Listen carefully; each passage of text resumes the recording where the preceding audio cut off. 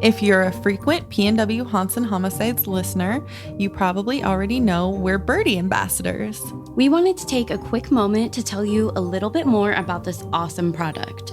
Birdie is the modern personal safety alarm made for women by women. In a situation where you feel threatened or unsafe, you can simply activate Birdie's loud siren and flashing light to create a diversion. Birdie is perfect to carry anytime because the device is lightweight and comes in a variety of colors. So important. Use our ambassador link and coupon code PNW Haunts and Homicides to receive 10% off your purchase.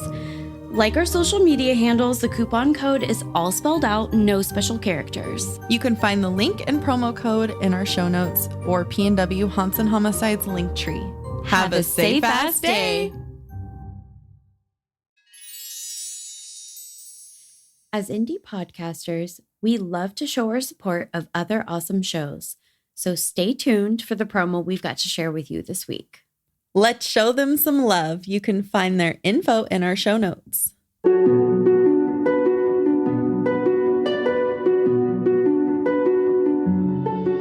I'm Dawn.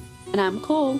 And Scottish Murders is a true crime podcast dedicated to people from or living in Scotland. Just like anywhere else in the world, these murders can be truly horrific and shocking, and we want to shine more light upon them. Join us every 2 weeks on Scottish Murders, where we'll bring you cases both solved and unsolved, giving you an insight into the other side of bonnie Scotland. Find us wherever you stream your podcasts, as well as on social media. Join us there. Bye!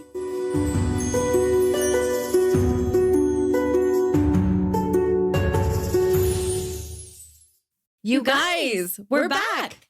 And don't worry, we did get more wine. Well, of course.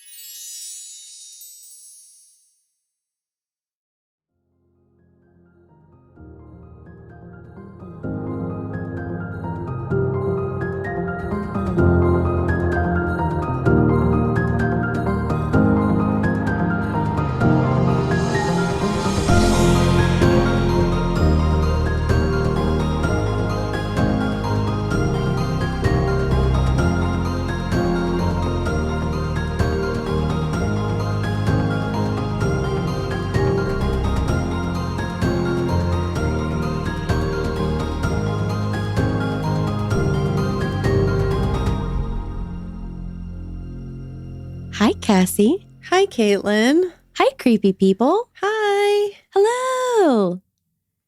Do you want to build a snowman? Yeah, it is snowing today. It's been coming down pretty hard. The usual Oregon late January snow. Yeah, we get it, I think, oftentimes either late in January or like a random snowstorm that lasts for like 2 weeks. And it'll be like right around Valentine's Day. Yeah. So that's great. Sometimes it is. Sometimes it's really pretty. Yeah, I know. It looks like a snow globe out there. It's so pretty. Love it. All right. Well, I think we all note the lack of enthusiasm. This is a rare occurrence where Cassie actually knows what we're talking about today. Yep. Yeah. I do. She's not excited. So, yay. Oh, wait. Did we say it's PNW Haunts and Homicides? I don't think we did. Okay, I'm trying to stall a little bit more. This is PNW Haunts and Homicides. Yeah. Yay. We talk about homicides, unfortunately. We do. Well, and the reason why Cassie knows what we're talking about this week is we actually went on to another podcast, True Crime Binge, and we got to talk to a Bob Ruff. Oh my gosh.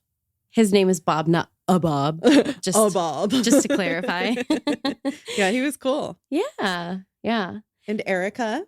Yes. I don't know her last She's name. Lovely. Yeah. So be sure to go and check out the True Crime Binge episode that is going to air on February 8th, I'm told. And that'll be the day after you get part 2 of this case series. So it kind of just worked out that way. But it makes it seem like I'm a mastermind. She is. Don't let her fool you. She is plotting and scheming. I say it all the time. Yeah. I mean, I really try, but sometimes it's more luck than preparation, but I'll take it, you know? A little stroke of luck. Woo! More than that. Take credit. Anyway. I mean, I don't know how. So she's a witch. Anyways. Oh, we did a tarot read on that show, right? Yeah, we did. Yeah, so we did a tarot read for Bob. We just did a single card draw, just like we do on our show every week. And we basically blew his mind. Yeah. So. We've had a couple of instances where we've been on with other podcasters and kind of hung out with them. And then we do a tarot read for them so they can get a feel for what our show is like, at least in that aspect. And both of them, I think, were pretty spot on. Yep. Bob didn't really want to admit it, but Erica said yes. It was cool. Yeah. So check that out. And you've probably already seen it if you follow us on the socials, but we also spent a little time with Jeremy at Age of Radio. And so we went and did a live stream with him on Facebook. So if you haven't checked that out, I think you'll be able to find that if you go to our newsfeed. Couple tarot reads on there too. Yep. Yeah. Yep. Yeah. And we posted those pictures. You may have already seen it, but just trying to share the love. Show Always. you. Give them all the love. All the things. Anywho, I think that's probably all the business I can think of right off the top of my head. Okay. So, yeah. All right. You ready? Yeah, sure. Okay. Yes, I'm ready. Okay. All right. First things first, we're opening with introductions. Okay. Yeah. Hi, I'm Cassie. Cal Coburn Brown was a 33-year-old man on Saturday, May 18th of 1991. And 33 is a great number, but not in this instance. I'm 33. Yeah, but you're not Cal. No. It's fine. Thank God. Yeah, no association. Our story starts in La Jolla, a San Diego neighborhood in California state. This is where Cal runs into Jan Gray, who is with her mother at the Hyatt Regency Hotel. The two women are from Seattle. They strike up a conversation, and he tells them he's an architect and often struggles to meet single women. Feels a bit thirsty. Yeah. Okay. Jan, being a lovely, helpful woman, but not exactly an FBI profiler, mentions to him that she has a friend in Seattle that has also complained about how difficult it is to meet eligible men. Oh, okay. Great. Yay. Yeah. I have a single friend. Yeah, exactly. Please Stop don't. doing this to your single friends, okay? Before this even gets started, just stop. Don't do it. Don't do it. Just like that, she decided to set them up. Jan did not get the memo. No. Meanwhile, I'm like, hey, Jan, hey, girl. Yeah, come over here. Yeah, I just want to talk to you for a second. Did you maybe want to run a background check or something on this man's? Good old search in the Goog. Yeah. In what was it, 70s? This is the 90s. No. Oh, well, So, I was mean, way off. Not much better, though, in terms of, it's not like you can just Google somebody. Yeah. Scary times. Yeah. You don't know him from Adam because, you just met and now you're setting him up with your friend. Okay. I mean, it's low risk for Jan. Absolutely. Yeah. Good for you, Jan. I know. That's the benefit of hindsight. But seriously, I don't think I'd ever let her set me up again. Ever again. While we're on the topic. Ever. Never.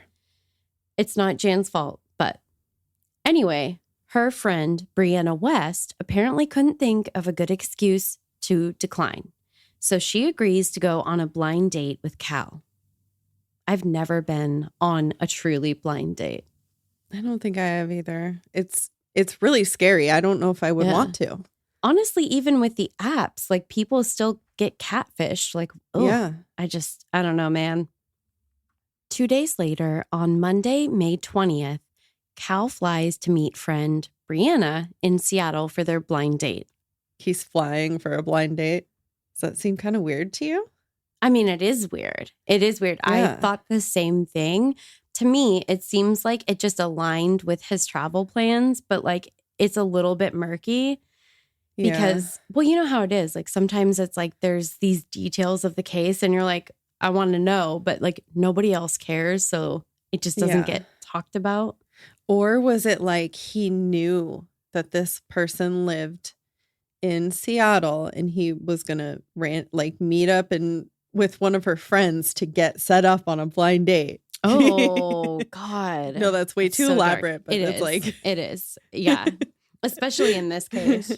That's like something you would see on like that show. Exactly. Like an elaborate way to stalk somebody. Yeah.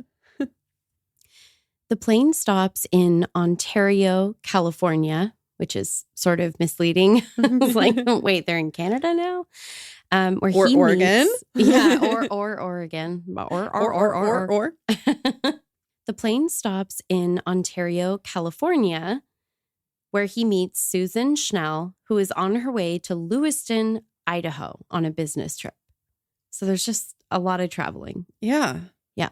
It's like he's an airport prowler. Oh, like he just flies around to different airports and like looks for women to like talk to. Oh God. I didn't think about the airport prowler thing, but we're going to come full circle on the whole airport thing. So he literally picks up a new accent and ever so slightly switches up his fictitious career mid-flight. Oh. Maybe he just couldn't remember the big word for people that draw buildings under pressure. Who knows? Archaeologist? What? I'm Indiana Jones. In an Australian accent, he tells Susan that he is a home designer. Oh my gosh, I thought you were going to say like Steve Irwin. Like he's an animal, like he has an animal show or something. I mean, that would have been super cheesy and obvious, probably. He is a wombat rescue. Oh my God. Is he Mel? No, he's a whole different kind of animal. Mel, cow. Yeah. Oh. That is kind of like, what's going on there? Weird. Anyway, she's not only fooled by the accent, apparently, but they hit it off. And Cassie, when you look at pictures of this man, I just want you to know you are going to have to ask yourself some tough questions. Like, what would it take for me to actually hit it off with this dude? Maybe he was very charismatic. Okay. I feel like that can only make up for so much. I mean, some people just, enjoy a good conversation, and that's what puts a little twinkle in their eye. Yeah, maybe. Mm-hmm. Maybe she just closed her eyes. They exchange numbers to connect in the future, and Cal goes on his blind date that night. So he's literally snagged 2 dates. What is essentially with this guy? Yeah. At a Seattle-Tacoma area Red Lion, he meets Brianna for drinks, but she did not find him attractive. So for the moment, his love life still appeared to be technically a bust. Thank goodness for Brianna. Yeah, I know. I'm like, she's possibly the only sane person in this whole story. Oh my goodness. Then the next day, he sees Susan in Seattle. Pretty quick turnaround before midweek. So, jeez. Yeah. They have dinner at the airport during a layover on her way back to Cali. They made plans together for Memorial Day. Okay. Yeah. Moving pretty quick. Holiday weekend plans already with this guy. Is he going to meet her family? Right? Whoosh. I know. I felt like, whoa. On Saturday, May 25th, they meet at a hotel near the airport at roughly noon to head to Palm Springs in Susan's sports car. Ooh, I thanks, know. Susan. Yeah. I'm like, okay, I get why he likes Susan, but why does Susan like him? Because she can drive him around in her sports car. Sports car. Do you know what kind?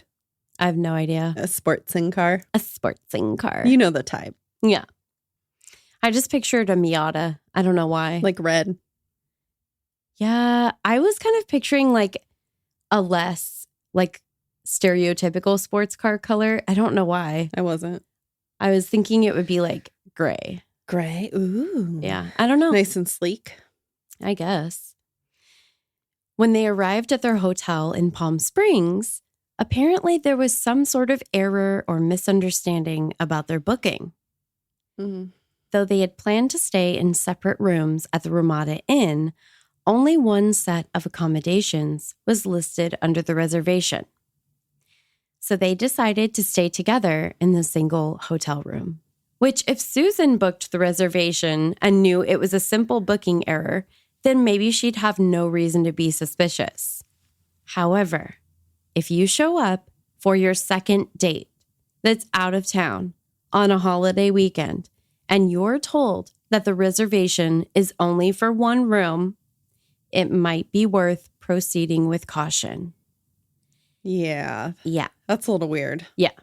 If this was done intentionally, regardless of any other nefarious intention, this dude might at least have the ulterior motive of trying to convince you to sleep with him sooner than you're really comfortable with. Mm-hmm. Yeah. The And good old we have to share the bed trick. Right? Exactly.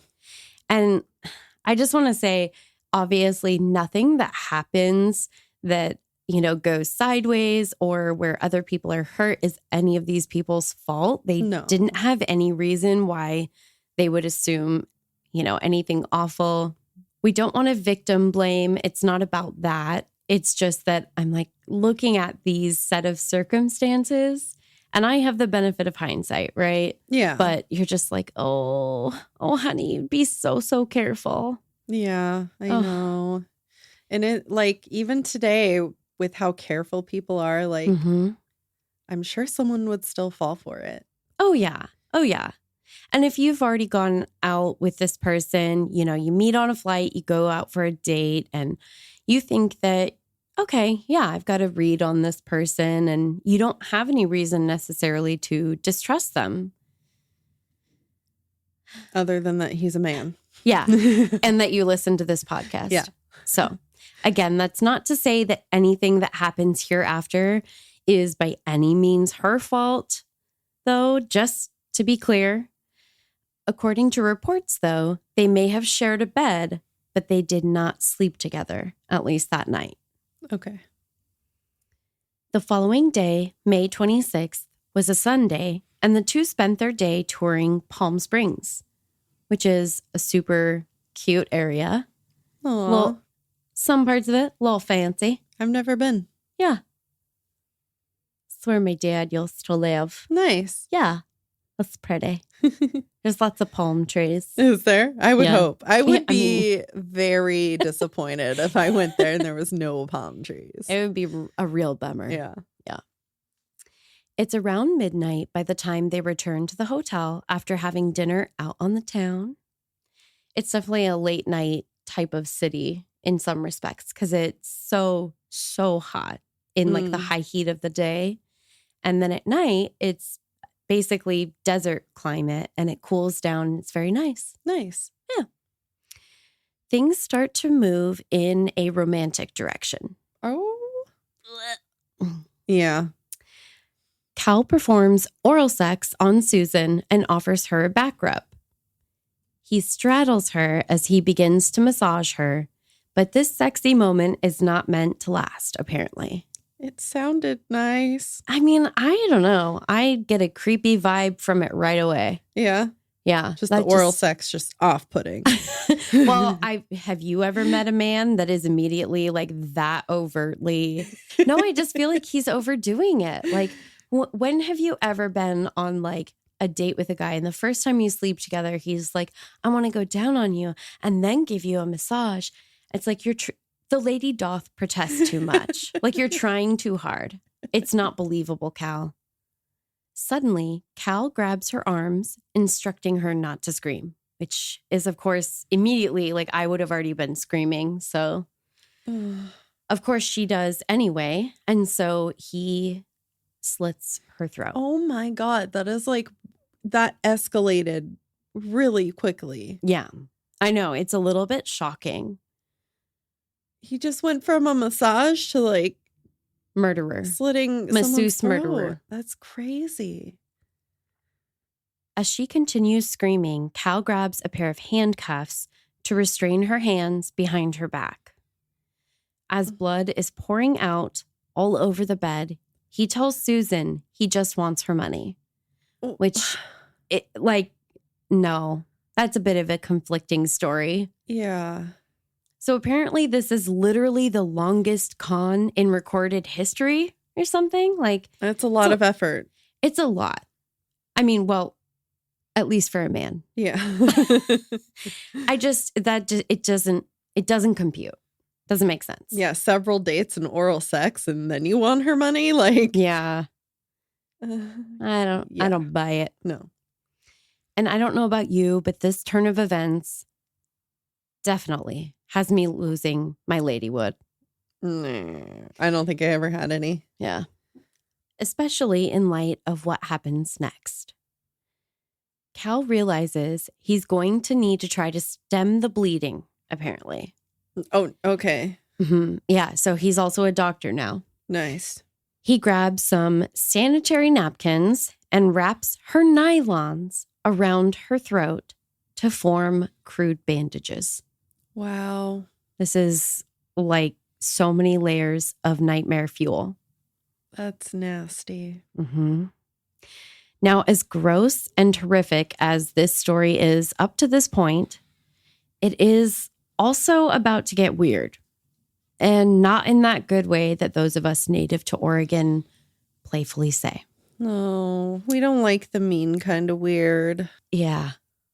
He shaves her pubic hair, which is a choice. That's Okay. He rapes her vaginally and orally before forcing her to write him a check for $4,000. What the fuck? Whether it was her shaking hands, blood getting all over, or some other mishap in the process, she apparently had to try writing this check 3 times. Wow. Oh, I'm sorry. Is the blood pouring from the wound that you created in my throat? Is it smudging the ink? Is that inconvenient for you?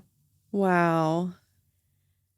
I just, like, how do you do all of this to a person when they're literally in danger of bleeding out right in front of you? I have no idea. I don't get it. At this point, Cal has decided that he needs to find a suitable replacement for this poorly made system of bandaging and leaves the room in pursuit of the necessary resources. Yeah, I guess as one does. Right? Well, I don't. It's just weird. yeah. Though it's sort of hard to imagine what he even thinks this is exactly. Like, you used pads and nylons, like, just smashed together to try to stop the bleeding. Like, what are you, like, are you going to the drugstore? Are you going to go get real bandages? I kind of think not. I feel like he's going to come back with an extra roll of toilet paper from the front desk. No. What? Those little like circle bandages. Yeah. The little tiny ones. Just like put 100 of those. Oh my God. Doesn't matter though, because Susan, who would never let even the most horrific of bad dates keep her down, knows exactly what to do. Despite being restrained, spoiler alert, even when law enforcement responds, she's literally still restrained when the cops arrive. Ugh. Susan was able to free herself partially to call the front desk, so that they could then thankfully dial 911 on her behalf. Wow. So I'm guessing that she was able, I'm not sure exactly how this looked, but she must have been able to partially free like one of her arms. And most of the time at a hotel, it has a call button for the front desk. Mm-hmm. She probably just got lucky and like had to like kind of jab at the button.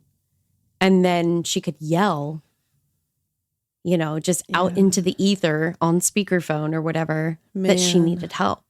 But if she had had to dial 911, I don't think it sounds like she had enough freedom of movement to do that. Yeah. Like, this is wild. It's kind of lucky she was at a hotel.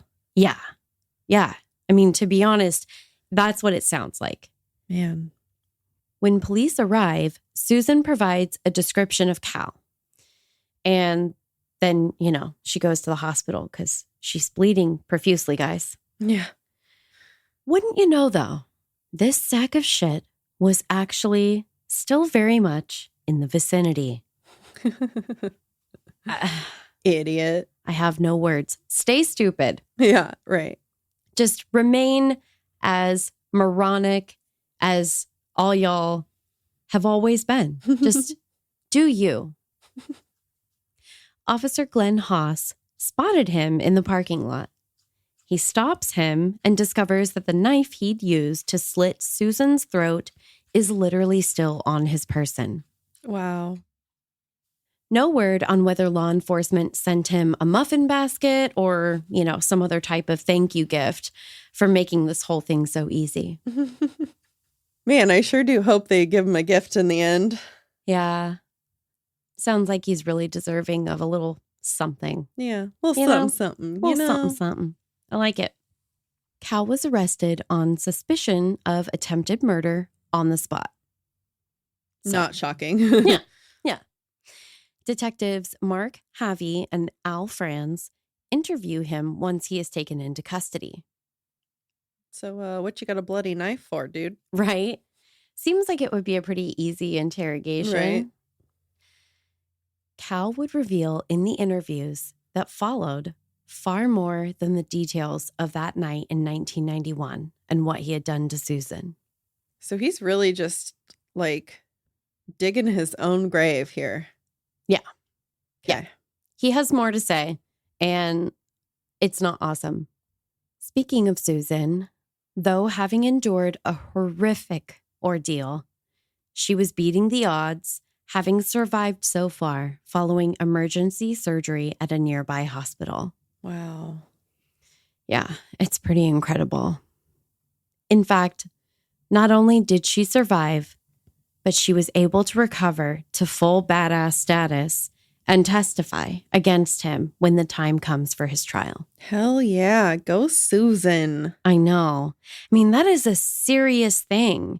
I didn't really want to go too deeply into details around the injury itself. It's pretty awful. I don't think we need to get into that. But I was curious because they said that she testified, you know, oh my gosh, you know, if you cut deeply enough, you could have at least temporary damage as far as for like your speaking voice. And yeah, I mean, she's going to have a hell of a recovery either way, even just psychologically. So for sure. Based upon his behavior with Susan, Ms. Schnell, in the official court documented proceedings, the appellant or repellent, Ew, aka Cal Coburn Brown, pleaded guilty in California to attempted murder in the first degree, aggravated mayhem, torture, robbery in the first degree, and false imprisonment. And I'm really sorry because this is obviously very serious, but whenever I hear the word mayhem, right? all I can think about is the commercials. Oh yeah. Yeah. Yeah. What is aggravated mayhem? I'm going to have to spend some time looking into that one. Maybe we'll do like a little special Patreon bonus about aggravated mayhem. Okay. It'll probably just be me giggling, picturing the ads. Sounds so fun. I know. They shouldn't make it's very bad misleading. things sound very fun. Yeah. I know. On November 26th of 1991, he was sentenced to life imprisonment in the state of California. But as I've already alluded to, the Palm Springs detectives were about to get a whole hell of a lot more than they bargained for from speaking to Cal. I thought you forgot about that part. Yeah, no, I didn't. Okay. Holly Washa was a 21-year-old Nebraska transplant living in Seattle, having moved just 3 years prior from the tiny town of Ogallala. Oh, that's cute. I know. She moved from there to pursue her dream of becoming a flight attendant. Oh, there's been too many flight attendants, I feel like, on this show. Mm-hmm. Well, and this just like, are we leaving the airport? Like, it's all about catching a flight, going somewhere. Yeah. Like, I can't get out of the airport with this case. No. She was at the Wyndham Garden Hotel on a Thursday morning that, so far, was only different from any other because she had just quit her job. Oh. Mm-hmm. She was leaving her now former place of employment when she noticed a man in the parking lot. Never meet a man. Especially in a parking lot. Yeah, no, it's not good. Not a good spot. No. He appeared to be pointing to her tire, and I'm already out. Mm-hmm. I think I've shared how I feel about men that try to be helpful.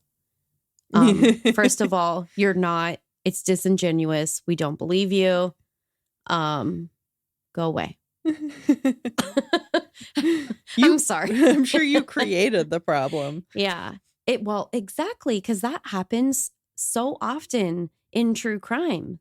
Mm-hmm. Oh, you got a flat tire. It doesn't have anything to do with this box cutter that I'm trying to slip into my pocket, ma'am. That probably was Cal, too, knowing him. Right? If I've got a flat, I'm limping it along to just out of this dude's sight because I've literally never witnessed a man this helpful that didn't have ulterior motives. And I don't know. Maybe this will make it into like a little Patreon story time that we do at some point, but I'm going to save my memorable flat tire story for now. Yuck. Okay. Yuck. I don't like it. This is not a fear that's based in paranoia. Just stop being trash. However, Holly apparently was not of the opinion that all men should be treated as trash until proven otherwise as a matter of personal safety. As she stopped to figure out what was going on, the man got into her passenger seat, quickly wielding a knife. No. As he holds it to her face and grabs her hair, he says, "Drive or die." I think he got the saying wrong.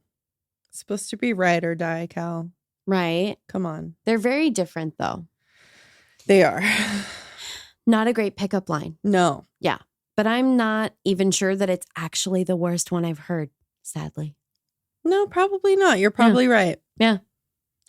My next line was going to be, "No, really?" And you were like, "No, I believe you." I've heard one from you that was pretty shocking. Yeah. I'm like, "You said that to a woman? Why are you not behind bars? You little rascal, you." Rummaging through Holly's purse, he only finds loose change. However, she did also have her checkbook. He instructs her to write him a check, and she does for the entirety of her $350 balance. Oh, come on. Mm-hmm. They then drive to the Sea First Bank to cash said check in the drive-thru. From there, they move on to the Seattle waterfront area, where he ties her up with the strap from her purse and forces her into the passenger seat of her vehicle.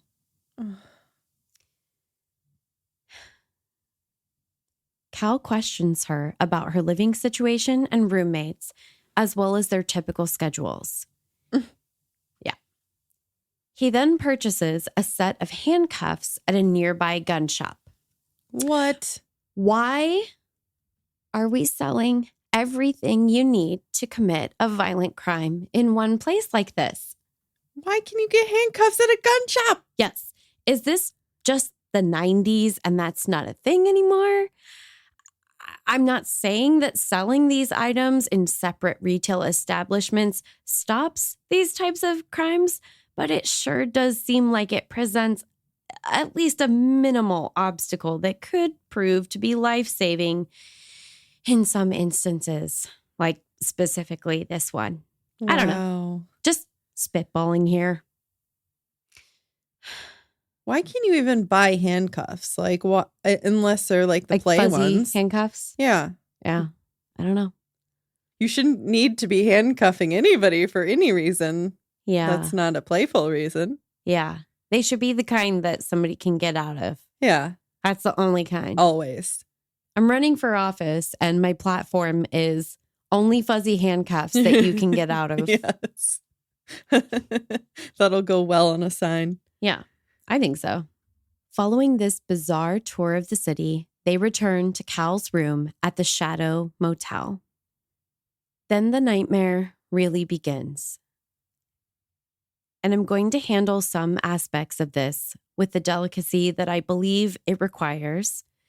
But I want to warn you guys now that this is the only trigger warning that I'm going to provide. Mm-hmm. We're going to cover sexual assault, torture, and Holly's eventual murder on top of her already harrowing carjacking and kidnapping experience. Just pause for a second in case you want to go back and listen to like Pike Place or something. Okay. Okay. Is that an I think we're option good. for me as well? Or Unfortunately, no. okay. Yeah. Once they arrive in his room, Cal instructs her to remove all of her clothing. Holly was then tied to the bed using her purse strap and some of his neckties. He cut up her shirt before shoving it in her mouth. Apparently, all of his frightening antics up to this point really worked up an appetite, though. So it's at this point that he bizarrely instructs her to get dressed, and they leave once again in search of food. What? I think maybe this was just about psychologically gaining control. If this is a complete picture and an accurate portrayal of the sequence of events, I think maybe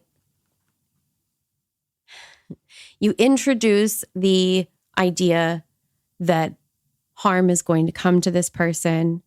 You try to gain some control of their psyche. And then you're like, oh, no, let's just go grab a bite to eat. Yeah. I think you're giving him too much credit. Yeah, maybe. I think you are. I don't know if he's that smart or if he just was like, oh crap, I forgot to eat before we started. Like, yeah. I mean, could be. I don't know. He just doesn't seem very thoughtful with anything that he does. So yeah, I mean, that's true too. So I don't know. It's like there is kind of like the flip side where you're like, that would really fuck with you. yeah. But yeah, either way, it fucked with her. Like whether he meant to or not. Like, exactly. It was awful. Yeah, whether it was by design or not. As they go through the Burger King drive-thru, Cal is wielding a knife. Not Burger King, man. Come Yeah. on. I mean, I'm not a big BK gal, but No chicken fries? chicken Chicken Do they fries. still have those? Yeah, they do. It's unnatural. No, thank you. Everything about fast food is unnatural. You just got to go with it. I don't gotta. Chicken fries. Now, eventually, when the police in Palm Springs would question Cal about what he did to Susan, Holly's story would come pouring out as well. It's at this point in his retelling of events that I felt like I needed to explain that before moving on in the story. Okay. So we're kind of flashing back and forth a little bit because I'm trying to break up some of the worst parts. Thanks. Mm-hmm. Just prolong the torture. I mean, it's in keeping with the... Ugh. You're calling it over there. Oh. Cal would state that Holly performed oral sex on him after they arrived back at the hotel from the Burger King drive-thru, which he interpreted as a sign of consent for sexual activity. Couple of things. Well, there's a lot of things. I'm not even going to say anything. I'm just going to let her go. Okay, go. But we'll try to keep this brief and strictly related to the story at hand. I don't want to jump around too much in terms of the timeline and then also get carried away on a tangent and lose anyone. So here goes. I really don't think that this or any other actions performed by a person who you've already committed armed robbery and non-penetrative sexual assault against, all whilst she was either restrained, being held at knife point, or otherwise threatened, can be considered consensual. Consensual went out the window when you kidnapped her, Cal. Also, if she's supposed to be lying face down on the bed at this point, how in the acrobatic gymnastic fuck did she perform oral sex? I mean, was the comment about consent supposed to somehow assuage the guilt that you should feel about what you did to her? Because if the hope was that it might reduce any aspect of the legal responsibility that you have for the heinous crimes against her, I'm just certain that's 1,000% not how that shit works. But I digress. It's just a very bizarre thing to say. Like, oh yeah, I murdered her, but she gave me oral sex first. It's fine. Yeah. Like, what she the fuck? consented to sexual activity. No, Cal. Consent is not holding someone at knife point so that they do the things you want them to do. Like, even if you weren't outright threatening her in that moment, what was she going to say? No? Exactly. Exactly. And it's like, well, I mean... Yeah. What fucked up boys club do you think that this interrogation room is gonna... No. No one's going to be on your side, bro. No. Cal told the officers that were taking down his confession that he then had sex with Holly for about 2 hours. How he has the nerve to say he had sex with her at this point, I will literally never be able to fathom. But of course, this was most certainly rape. I think everybody, we're all on the same page about that, right? We all know Cal's judgment's a tad off. Yeah. So, okay. Just checking. Feels like an important piece of the puzzle to establish. During the assault, Cal reflected that he noticed Holly appearing to keep looking over at the door, and he felt certain she was doing so to try to plot to escape. No shit. Yeah. Interesting, though, that someone that he previously described as having consensual sex is now being described as a woman desperate to escape. Can't have it both ways, unfortunately. Oh, boy. It was at this stage that Cal decided he needed to instill an increased amount of fear for him in Holly. And just when we think that's probably not possible, Cal sadly delivers. He has Holly switch into a face-up position with her legs spread, with her hands tied behind her back. He then gags and whips her, as he recollects, approximately 6 times. What the fuck? Why? Fear. Apparently. Because she's going to escape? Is that... I guess. Yeah. Oh, boy. After the brutal assault, Holly is instructed once again to dress, and they leave the hotel to get pizza. What? More food. Yeah. I mean, some time has passed and, people got to eat. I get that, but it's very bizarre.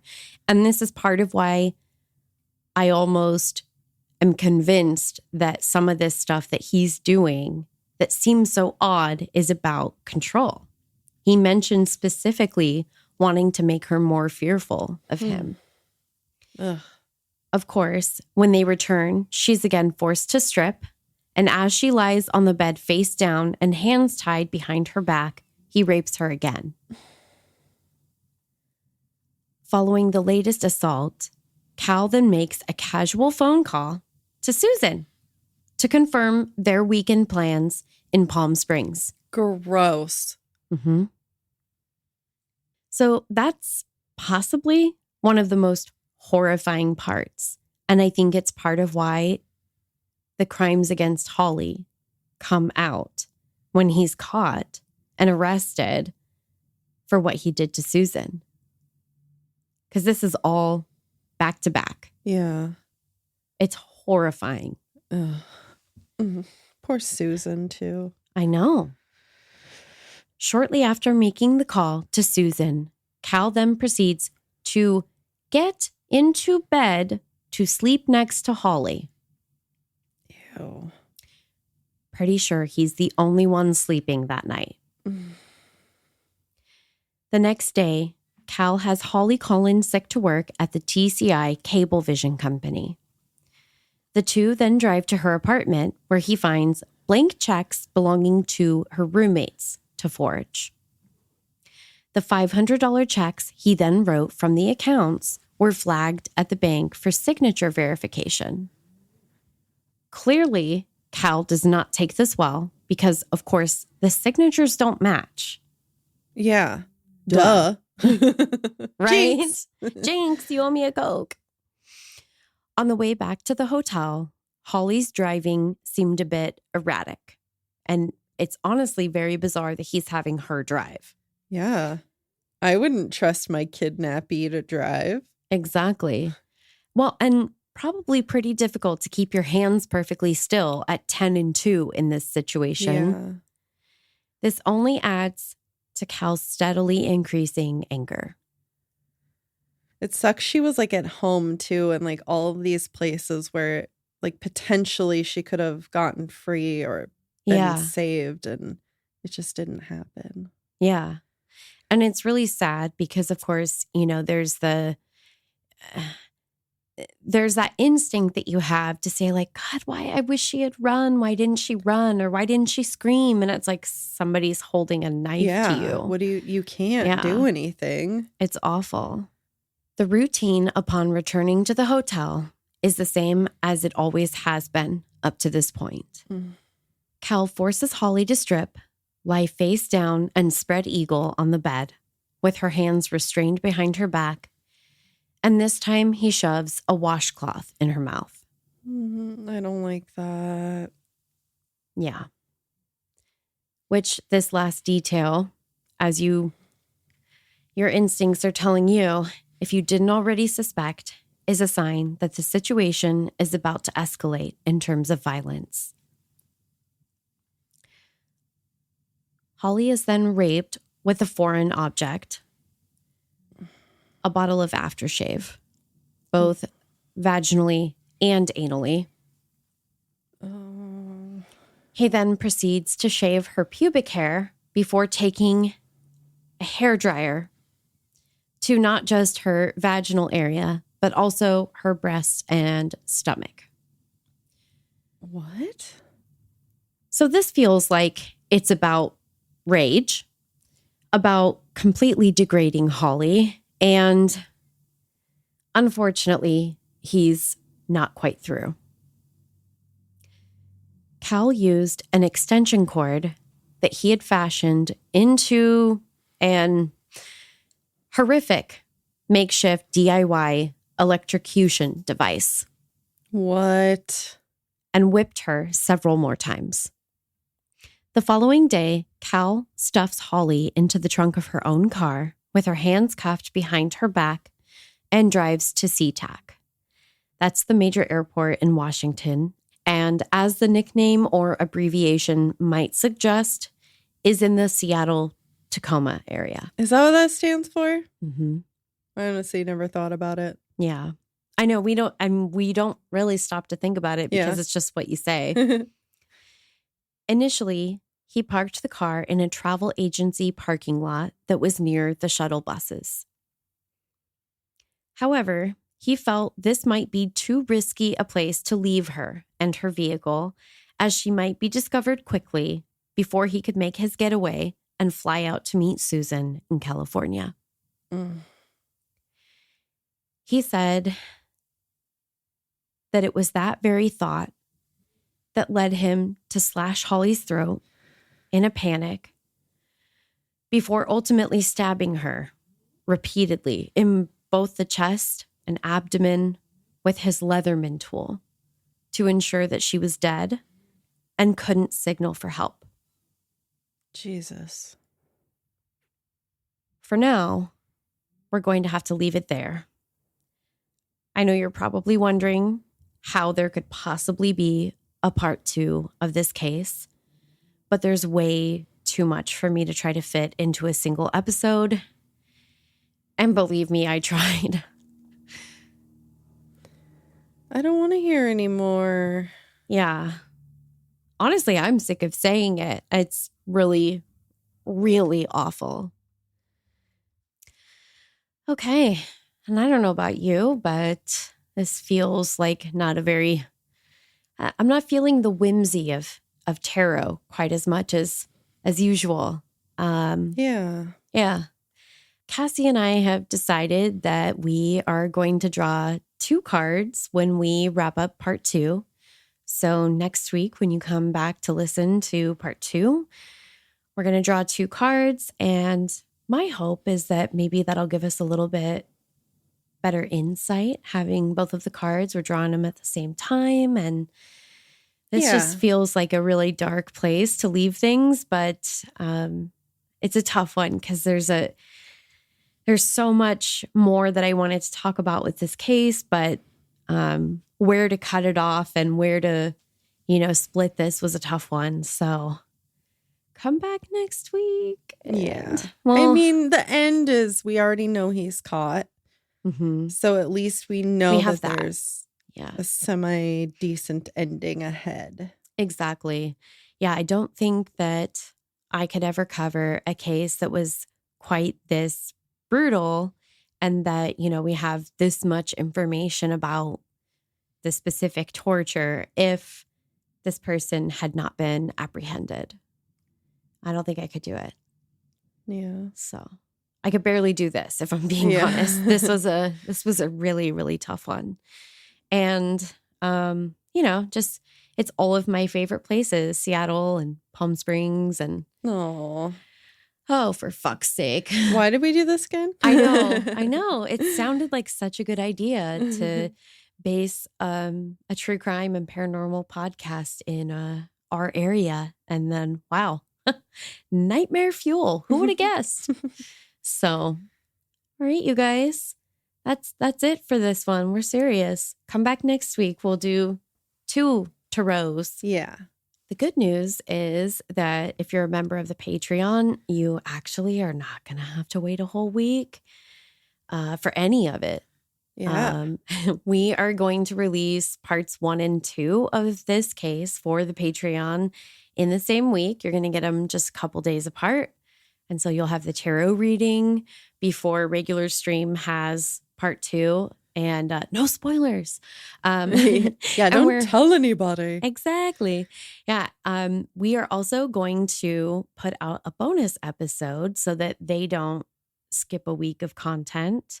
So we've had a bonus episode that we were teasing and we just wanted to time it right. So next week, when everybody on regular stream is listening to part 2 of Cal, they will be finally getting a bonus case that I've been promising them. And that's also going to be available to the Apple podcast subscribers as well. Yeah. Because you can subscribe to us on Apple now. Yep. Please do, because it was actually way more work to set that up than, oh boy. Is it worth it? We'll see. Yeah. But yeah, no, it's kind of an easier option than Patreon. You get pretty much all of the ad-free, all of the bonus content, but none of the videos and all the other fun stuff that we do on Patreon. But you do get to dabble in a little bit of it if you like. Dip a toe in. Get a taste. See what we're all about. Taste us. Are we good? Yeah. If Apple was set up for us to be able to release video content, we would probably put the tarot videos there too, but we can't. Yeah, not yet anyway. Yeah. Any hoozle. That's that. That's all of the business now. Yeah. Should we go play in the snow a little bit before we have to record part 2? Probably. Cleanse our souls. Yeah. Just a definitely. All right. Have a creepy ass day. See you next Tuesday. Unless you're Patreon or Apple. Yeah. Okay, we're going to go have a snowball fight. Okay, bye. So for all of you that are listening, if you have any true crime or paranormal stories that you want us to share, maybe with the whole Pacific Northwest. Yes, we would love to read them on the pod. Yes, we will read them out loud. Not just in our heads. Yes. They don't have to be from the Pacific Northwest if you would like to share. Email us at pnwhauntsandhomicides@gmail.com.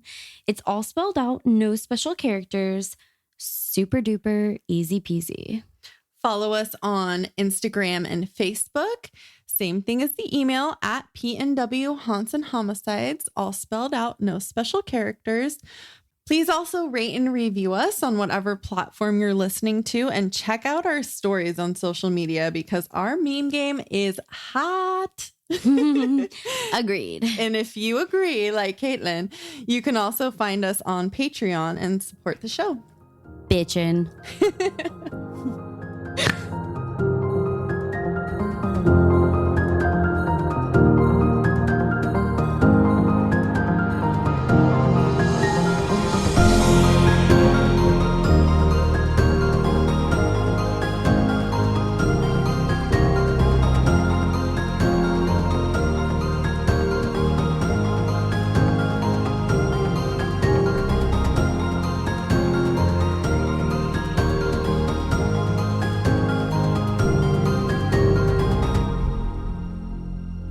Men are selfish and stupid.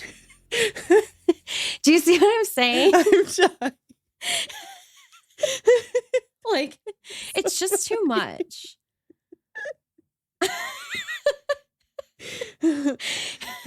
You're like, okay, princess, we get it.